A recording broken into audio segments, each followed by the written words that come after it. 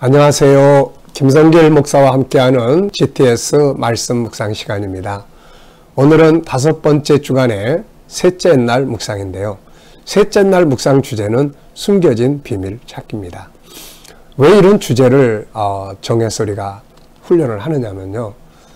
우리의 삶에는 감춰진 게 참 많습니다. 창세기 1장, 2장에서 드러나 있던 모든 것도 인간이 죄짓고 에덴에서 떠난 다음부터 창세기 4장부터는 숨겨진 게 너무 많고요. 또 이 세상 속에서도 나타나 있는 것보다는 보이지 않는 게 더 많아요. 그래서 일반인과 천재의 차이점은 일반인은 보이지 않는 부분보다는 항상 보이는 부분을 중심으로 살아가지만 천재성을 발휘하는 사람들을 보면 보이지 않는 걸 찾아낼 줄 아는 사람들이에요.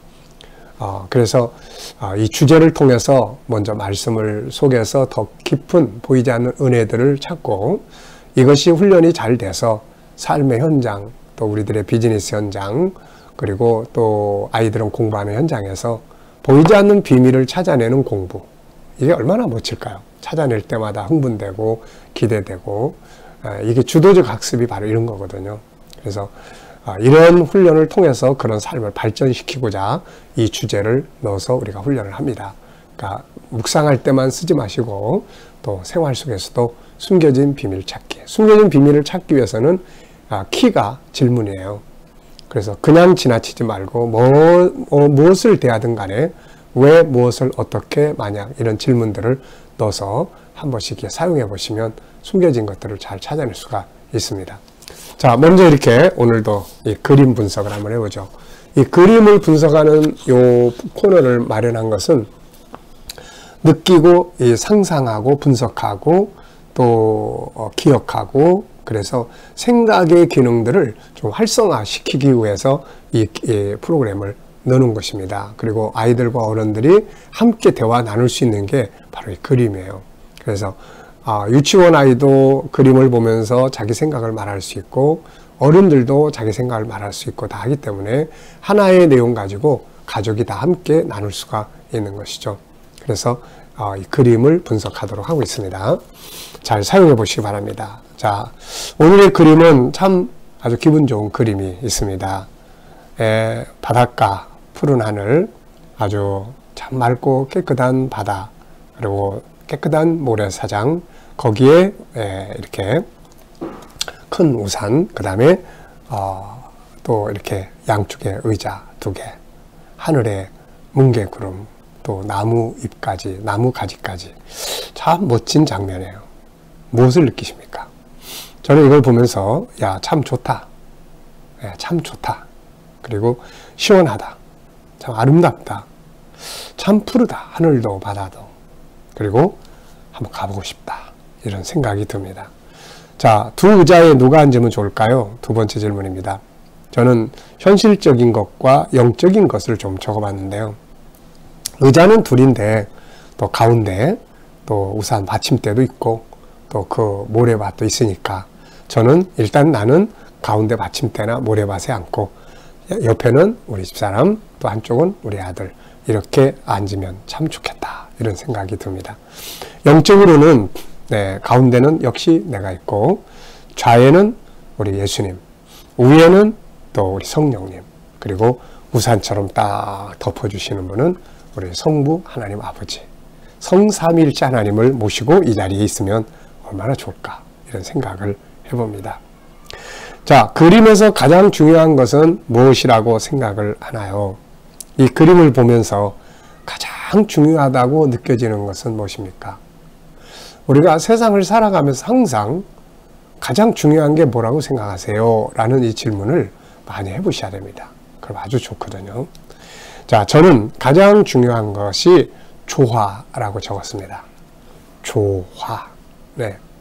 만약에 이 나뭇가지만 덜렁 있는 거, 하늘만 덜렁 있는 거, 바다만 덜렁 있는 거, 모래사장만 딱 있는 거, 의자만 딱 있다면 이게 이렇게 아름다운 모습을 보여주지 못할 거예요. 근데 전체가 같이 조화를 이루는 것 같아요. 그래서 행복한 가정은 조화를 잘 이루는 가정이에요.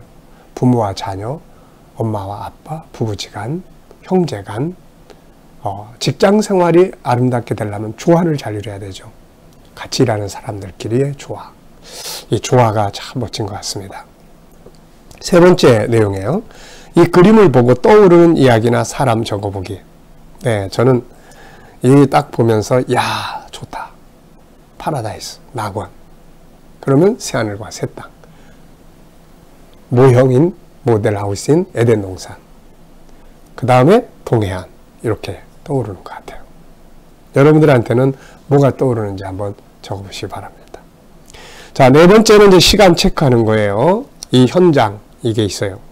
그러면 이 현장이 있기 전에는 그 옆에, 앞에는 어떤 그림이 그리면 좋을까요? 전 비행기를 그려놨습니다. 비행기. 왜냐하면 가야 되니까, 일로. 비행기.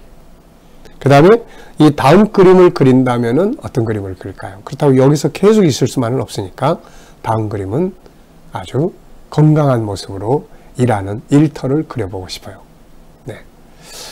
자, 오늘 내가 이렇게 준비하고 살아간다면 앞으로 5년 뒤에는 어떤 삶을 살게 될까? 또 아니면은 5년 뒤에 내가 어떤 삶을 살고 싶은가?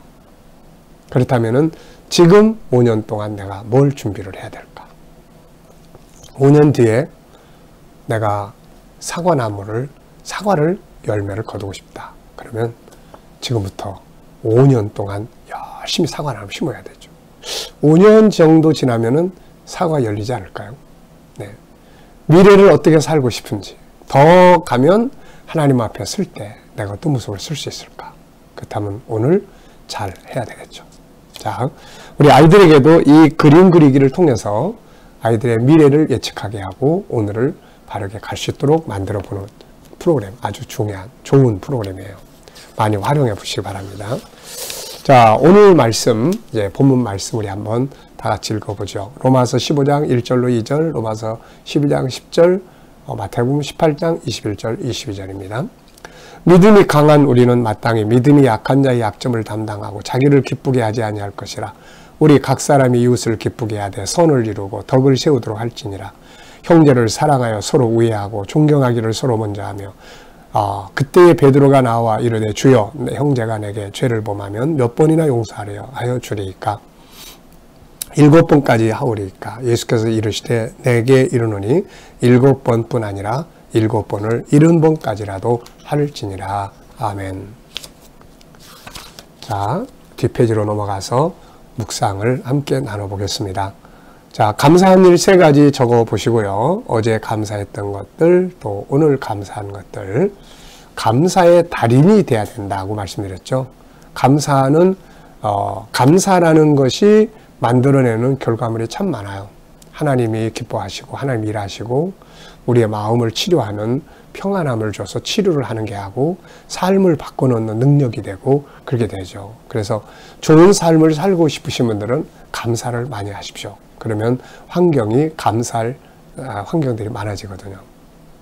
자, 본문을 이제 질문 나눠봅니다. 먼저 1번 로마서 15장 2절을 읽고 느껴지는 건 뭔가요? 로마서 15장 2절에는 우리 각 사람이 이웃을 기쁘게 하되 선을 이루고 덕을 세우도록 할지니라. 우리 각 사람이 이웃을 기쁘게 하되 선을 이루고 덕을 세우도록 할지니라. 자, 이 말씀 속에서 느껴지는 것은 무엇인가요?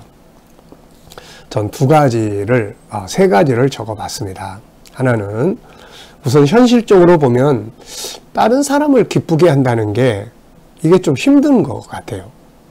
다른 사람을 기쁘게 하는 게 이게.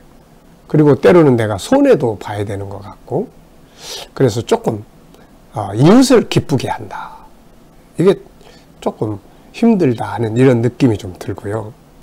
그런데 또 하나는 근데 왜 이렇게 하라고 그랬을까? 그리고 조금 더 안에 깊이 들어가 보면은 이게 바로 나의 행복의 비결, 나의 기쁨의 비결이고 성공의 비결이 되기 때문에 그래요. 다른 사람을 기쁘게 하기 위해서. 그래서 3번째는 다른 사람을 기쁘게 하기 위해서 필요한 게 뭔가 이제 이런 걸 적어봤습니다. 그래서 다른 사람을 즐겁게 하기 위해서는 가장 중요한 것 중에 하나가 그가 하는 일을 도와주는 것이 아닐까 싶어요. 그래서 그를 성공하게 만드는 거죠. 우리가 세상에서 성공에 대한 책들이 많이 나오잖아요. 근데 그 중에서 이런 이야기 다룬 책들도 있어요. 성공을 원하십니까? 그러면 다른 사람의 성공을 도우세요. 그러면서 이제 사용되는 내용들이 예수님의 말씀인데, 그게 뭐냐면 무엇이든지 대접을 받고자 하면 하는 대로 대접을 해라. 내가 성공하고 싶다면 먼저 다른 사람을 성공하게 만들어라. 이것이 더 안에 들어가 보면 예수님 정신이에요. 예수님은 세상에 오셔서 실패한 베드로를 성공하게 만드시잖아요. 포도주가 떨어져서 실패할 위기에 처해 있는 그 결혼식장에 포도주를 만들어서 성공을 도와줍니다. 그러니까 예수님의 사역은 항상 우리들의 성공을 도와주세요. 네, 그래서 성공하게끔 만들어줘요. 그러니까 그 다음에 우리가 주님이 좋아가지고 주님 따라다니는 거죠. 그래서 예수 정신입니다. 그러니까 이웃을 기쁘게 한다. 좀 힘든 것 같기도 하고 왜 그래야 돼? 그러는데 한 발짝 더 들어가면 내가 기쁘게 살고 행복하게 살고 성공하는 비결이 바로 그런 부분이에요. 아내는 남편의 일을 돕고 남편은 아내가 성공하도록 도와주고 부모는 자식이 성공하도록 돕고 자식은 부모가 성공하는 삶을 사시도록 도와드리고 직장에서도 같이 일하는 사람들의 나의 성공만을 위해서 사용하려고 하지 말고 그 사람이 하는 일을 잘 도와서 뭘 도와줄 거 없어? 내가 도와줄게. 잘해봐. 도와줘서 성공하도록 만들어주는 거예요. 그러면 그 은혜를 안 잊어버리죠. 그래서 나중에는 그 사람이 그 은혜를 갚기 위해서 나의 성공을 돕죠. 예수님이 그렇게 일하셨다는 거죠. 자, 두 번째는 우리가 자기를 기쁘게 하지 않고 이웃을 기쁘게 해야 할 이유가 무엇인가? 이유가 뭔가? 네. 결국 자기만을 기쁘게 하는 이기주의는 결국 자기 자신도 실패하게 만듭니다. 가인, 사울, 이런 사람들 보면 자기의 권력 지키려고 막 다윗 죽이려 쫓아다니고 그러잖아요. 그러니까 결국 자기도 다 실패하거든요. 반면에 이웃을 기쁘게 하기 위해서 살아간 사람들이 있습니다. 이들은 결국 자기 자신도 성공해요. 다윗 같은 사람, 야곱, 네. 삼촌집을 부유하게 만들기 위해서 애쓰고 힘썼던 야곱, 요셉, 노예로 갔지만 그 장군집에서의 열심히 일을 해요. 그러니까 주인이 기뻐하는 거예요. 주인이 기뻐하니까 요셉을 자기 가정의 총무로 세워주는 거죠. 그래서 참 뭐라 그럴까요? 또 감옥에 들어갔잖아요. 거기 가서 그 감옥에 들어온 왕의 신하들을 기쁘게 해줍니다. 꿈을 해석해줘. 그러니까 나중에 이 사람들이 나가가지고 요셉을 기억해내는 거예요. 아, 그 사람. 그래가지고 결국 요셉이 성공하게 된 것이 바로 그 왕의 신하를 기쁘게 해준 데서부터 출발하는 거거든요. 그러니까 다른 사람의 성공을 돕고 기쁘게 해주는 것을 절대로 자기만의 희생이라고 생각하면 안 됩니다. 결국 그것이 나를 성공하게 하는 길이니까요. 자, 세 번째입니다. 왜 본문 말씀은 다른 사람의 약점이 나타날 때 비난하지 말고 약점을 담당하라고 하셨을까요? 로마서 15장 1절의 말씀이에요. 근데 우리 믿음이 강한 자들은 마땅히 약한 자들의 약점을 담당하고 자기를 기쁘게 하지 아니할 것이다. 약점을 담당한다는 거, 참 이게 어렵죠.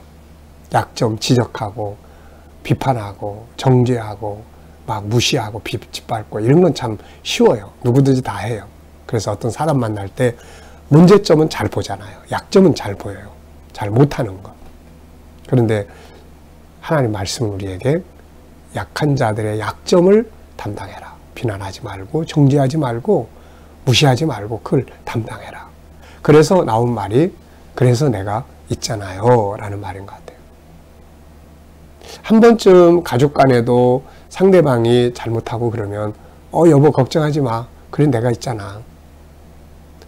아버지 걱정하지 마세요. 제가 있잖아요.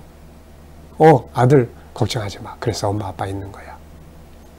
직장에 가서도 동료들이 잘못하고 실수할 때 아무리씨 걱정하지 마.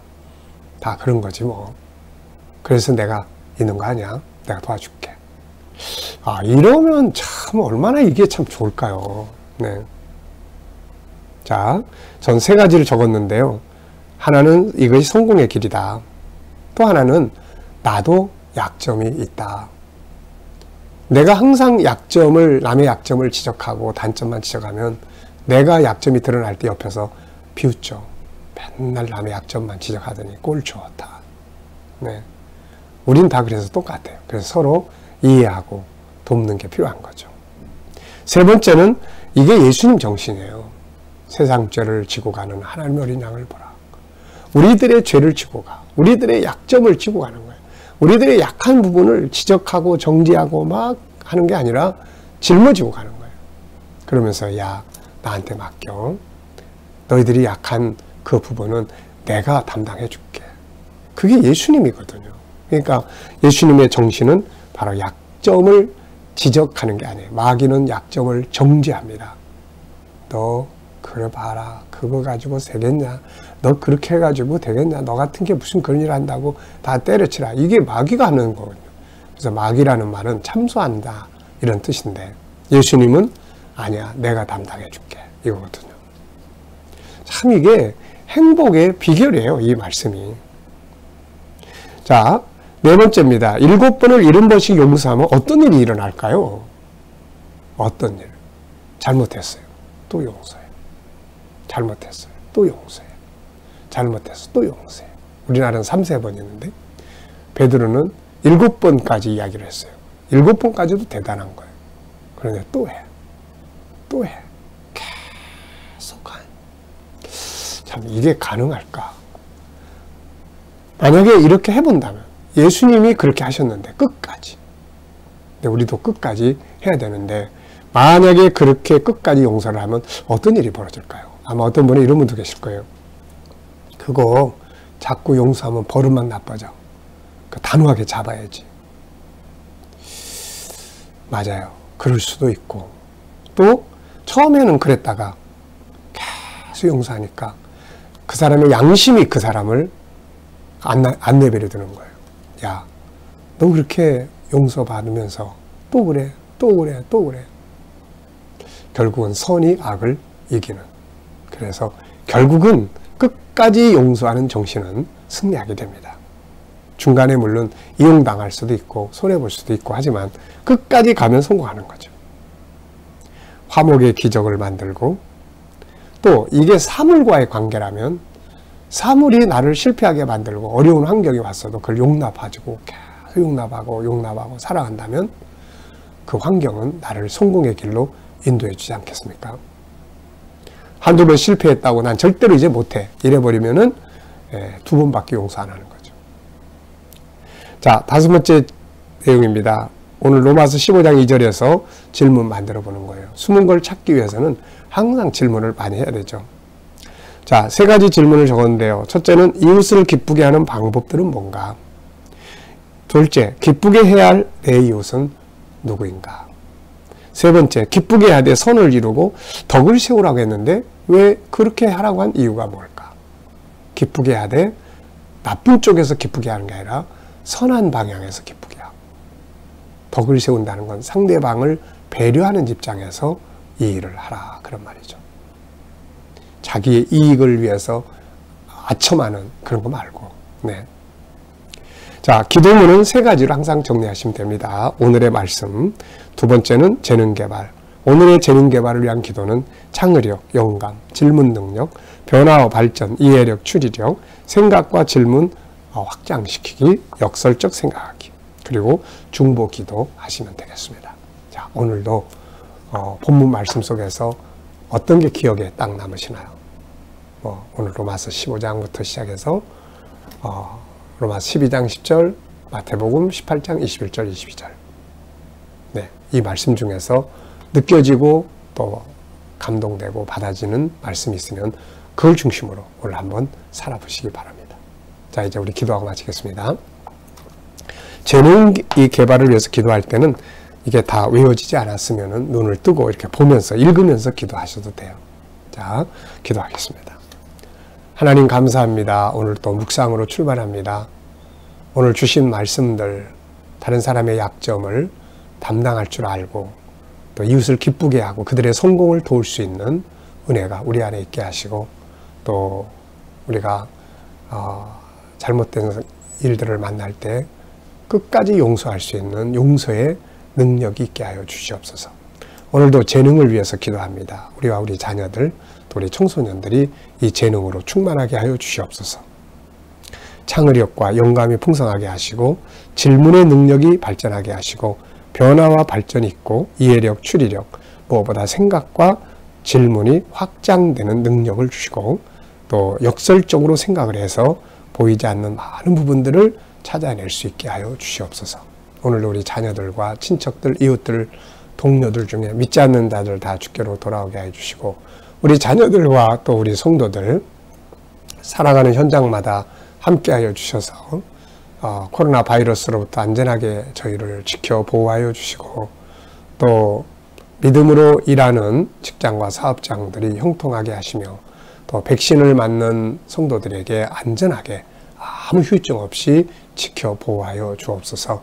하나님 또 새로운 일터를 구하는 자들에게 좋은 직장들을 얻을 수 있도록 복 내려주시고 치료받는 성도들에게는 모든 질병에서 속히 자유하게 하여 주옵소서. 주님, 또 이 나라와 민족 지켜주시고 이 땅에서 코로나가 속히 소멸되도록 역사하시며 백신 수급이 원활하게 하시고 백신 맞는 자들의 안전을 지켜주시옵소서.